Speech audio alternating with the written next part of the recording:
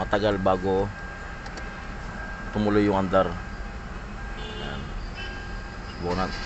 Yan. Yan. So ganon.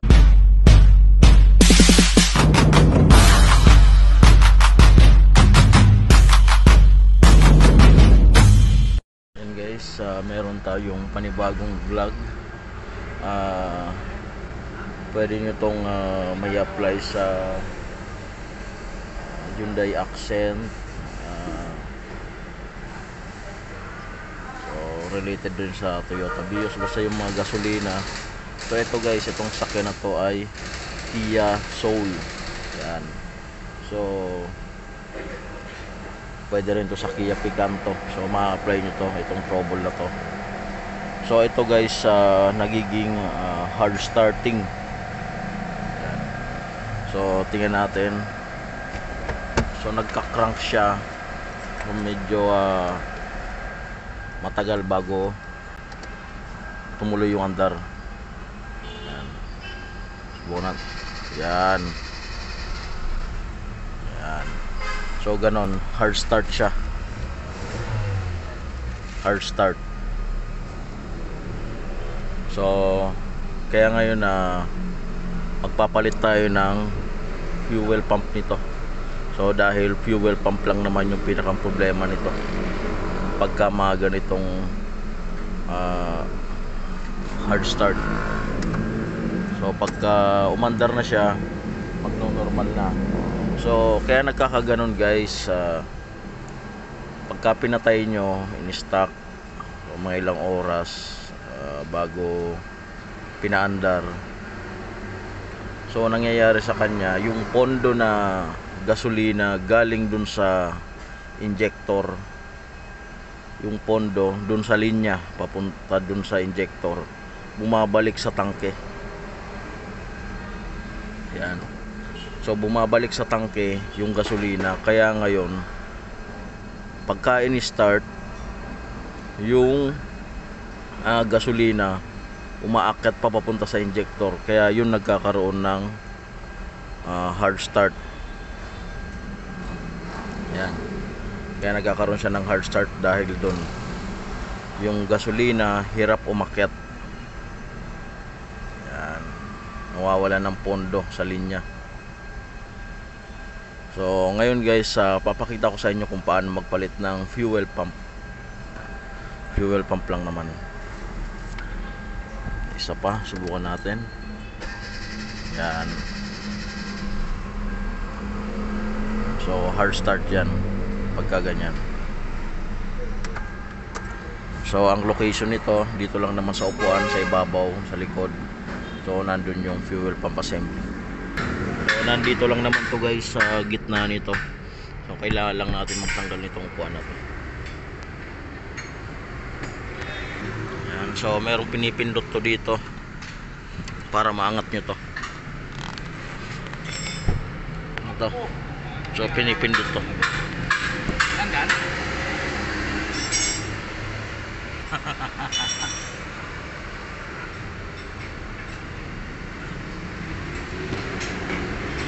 Yan. O nandito. Kailangan natin matanggal to. Yan, merong 14.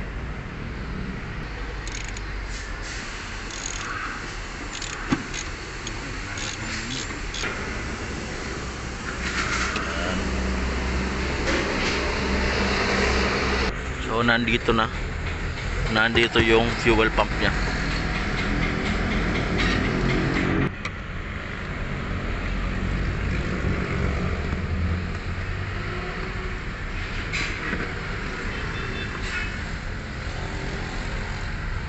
Yan guys.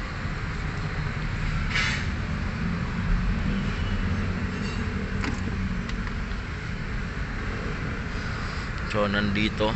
So ito 8mm siya. Tapos ito pinipindot lang naman to dito. Tapos sabay hugot. Tapos ito. So kailangan guys, bago yung tanggalin yung mga hose na yon, so buksan muna natin dito para sumingaw yung hangin para mawala yung pressure.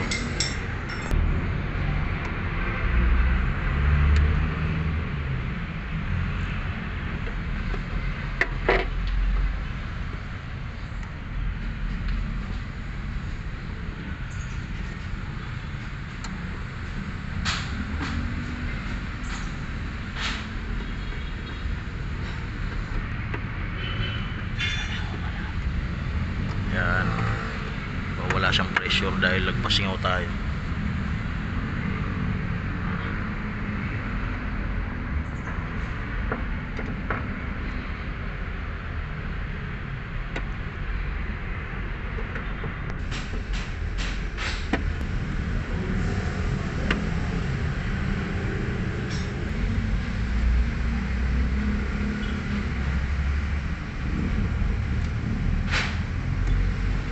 So natanggal na.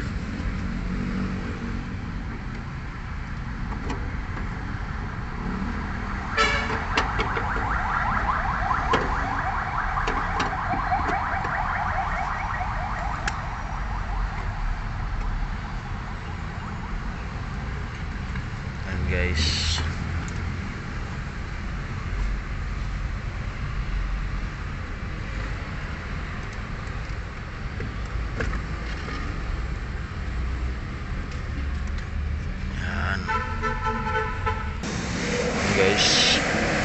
so tatanggalin natin to. So nandito yung pump nya.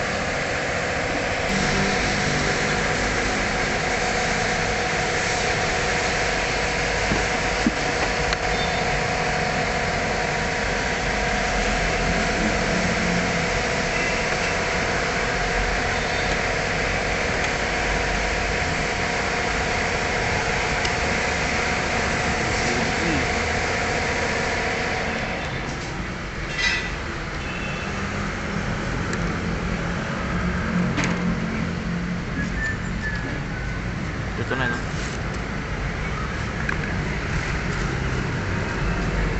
Lock na. Ilan lock? Ano? Yan.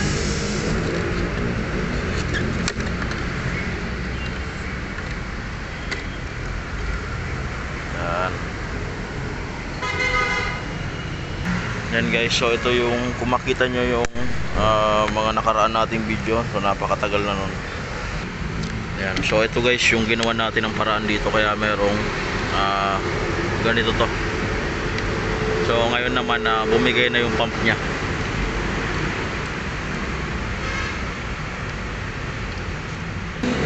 Yan guys, so nandito na yung fuel pump. Ito yung lock.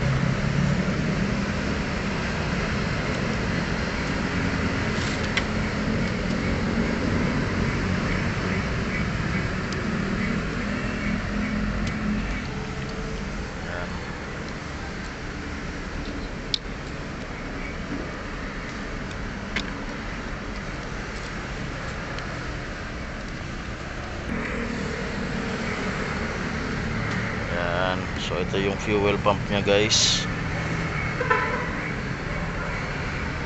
Tanggalin mo to.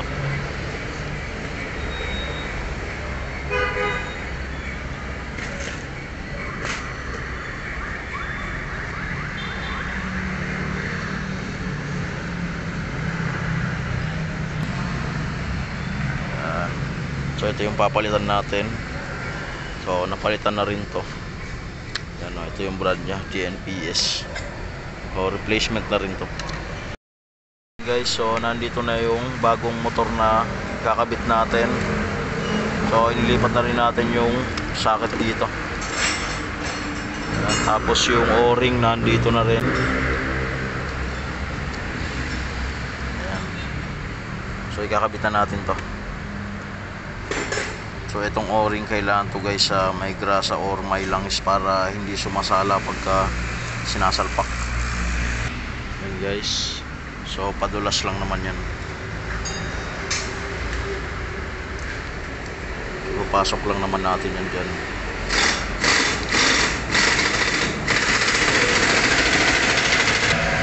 Yan. Tanggalin natin to. isa natin to. So ikakabit na lang natin to dito.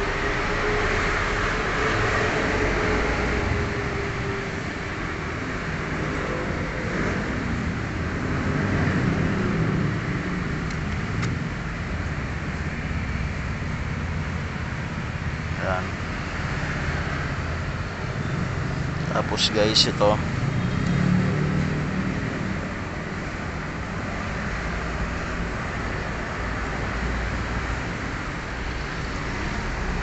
so ito muna. Yan guys, so yung dati pa rin ikakabit natin dahil ito hindi naman tutugma. So okay po, okay rin lang naman to. Ayan.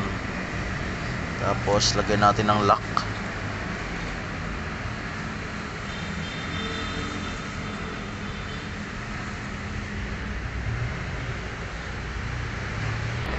Ayan guys. So nandito na. So ilagay natin yung ito.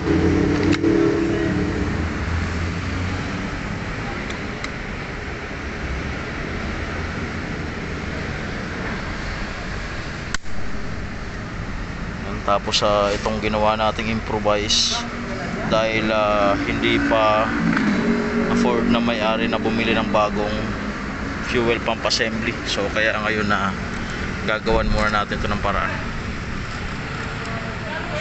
Yan guys, so nandito na. Okay na siya. So ito yung ginawa natin ng paraan. Yan, pag ganito na. Dahil baka bumitaw to. So safety naman to, okay lang naman to. So nilagyan natin ng guide dito para hindi sumala yung strap. Yan. So ito, kabit na rin natin to dito.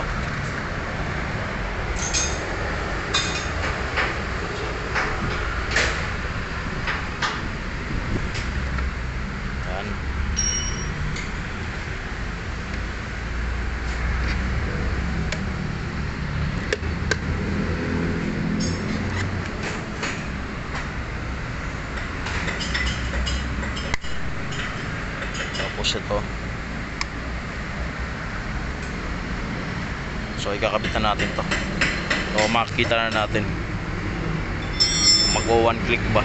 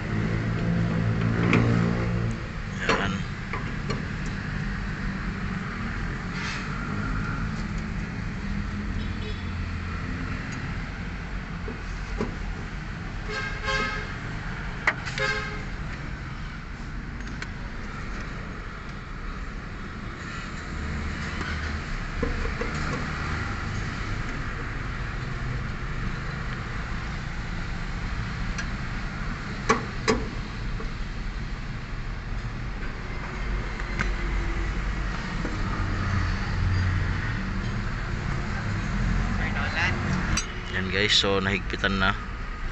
So lagay na natin yung tubo. Tapos ito sa breather. Yan. Tapos ito. Subukan na natin start. Ayan guys.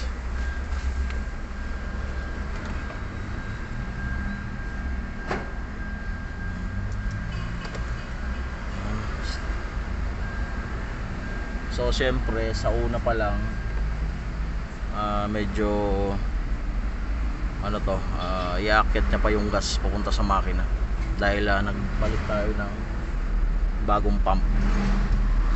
Subukan muna natin.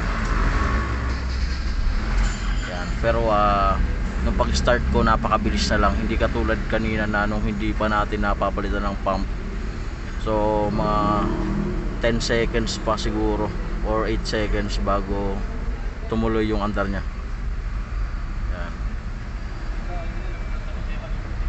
So okay na siya. So subukan natin patayin, tapos start natin ulit kung mag-go 1 click na siya. Patayin ko muna. Ayan. So start ko. Ayan. So 1 click na siya. Okay na. Okay na rin yung RPM nya. So back to normal na. So fuel pump nga lang talaga.